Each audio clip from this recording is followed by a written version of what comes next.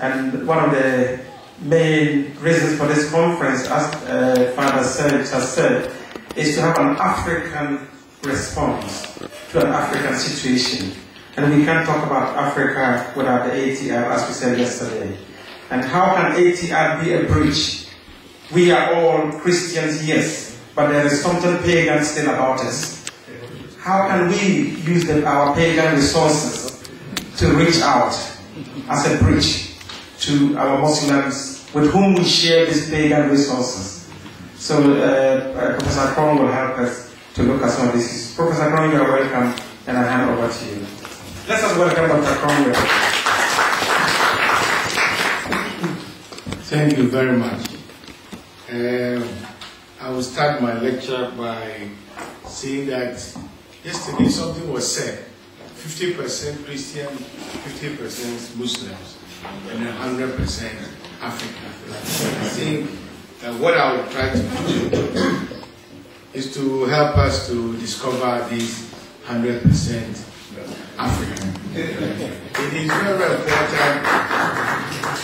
It's very important that we do this because over the years we've allowed our religion to be downgraded and to be thrown about. But the paradox is that that religion is that which gives us the energy to receive both Christianity and Islam. So I will start by looking at the history of traditional religion in Western scholarship. It's elaborate on the paper, but I'll just say, first I'll start by saying that religion is an important dimension in life, and it affects all aspects of our life. That is why when it comes to defining religion, we can have as many definitions as is possible. But in the 19th century, they started something called the academic study of religion. And they said, you know, when we are studying religion, we are not talking about revelations. We're talking about the rational steps that religion has taken. So there was this elaborate rational project for all religions. And within that rational process, African traditional religion was neglected. Almost said it does not have the qualification for it to be studied. It was thrown over. Now, as theologians and as people of faith, we cannot join them in throwing away something so vital in our lives. We need to revive that. So the fascination created a very great interest in intellectuals. Why don't you find the origin of your religion? It is in these that we shall find how religion started and how societies were built about it. So the dominant characteristics of religious studies in the 19th century was a vigorous attempt to find the rational origins of religion. And I know, and then this led to the creation of systems of how religion developed. Animism, animatism, all of them developed. And the process went on until they discovered that you had the idea of supreme God in very low cultures. So that brought the devolutionary theories about the origins of religion. But what is important for me about these early scholars was some of the methods they used and some of the methods they left us. I think that we know through their work how some words were coined. Juju, coming from the French jojo, something to play with, fetish, something that had been made. These were all impressions of French and European scholars as they saw African religion. I think we have come a long way, and it is now time for us to look at our religion for what it is. We can go through the different methods. Phenomenology, where you suspend your presuppositions as much as possible, and you come to the real facts of the religion. But having gone through this method of research, let us try to do some level of reflection about the structure of traditional religion or traditional worldview. I think that what is important for us is that Africans have fashioned a worldview which defines and controls the perspective that Africans view the world.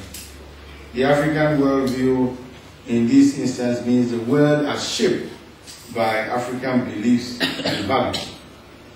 The worldview does not give its cultural community uniform view or interpretation of the world, but provides the paradigm or the basic structures from which different cultural perspectives are defined.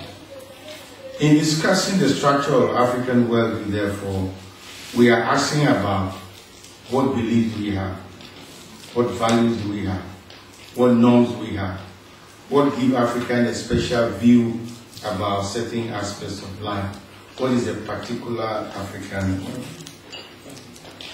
The African worldview deals with the belief that Africans tap into understanding of the world around them. The analysis of the structure of African worldview, therefore, deals with the correlation between beliefs and norms, beliefs and values. How does African interpret the world, interpret themselves? The analysis of the structure of the worldview, and so many things. African deals with what is being, what is ontology, what is the nature of the spiritual realm, what is the relationship between human beings and the world, relationship between God and human beings, God and ancestors, etc. The worldview tries to solve these problems for us. So then we can come to some level of metaphysics of African worldview, which says that the spiritual realm is a source and power of being. So something which Africans believe in very much. And therefore, in trying to understand something, we're always looking at the spiritual foundation of what it is. And I think that is why we find that in our independent African churches, the Spirit is very, very present. You don't do anything without the Spirit. The Spirit is present.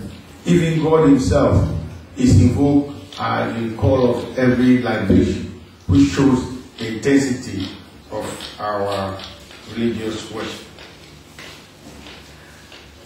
Now, it's interesting to look at the deities and the divinities. Deities, they're very important, because in our study of traditional religion, sometimes when we get the deities, we throw all of them away. But I think that the African worldview has a belief in these deities that is very instructive for our worldview. What is very important for us is that in traditional religion, we believe that God created the deities and God works through them. You may have your different interpretation. But if you're talking about traditional religion, this is what we believe. That all the things that they do are done on behalf of God. So there are people who have tried to look at this relationship. Idowu talks about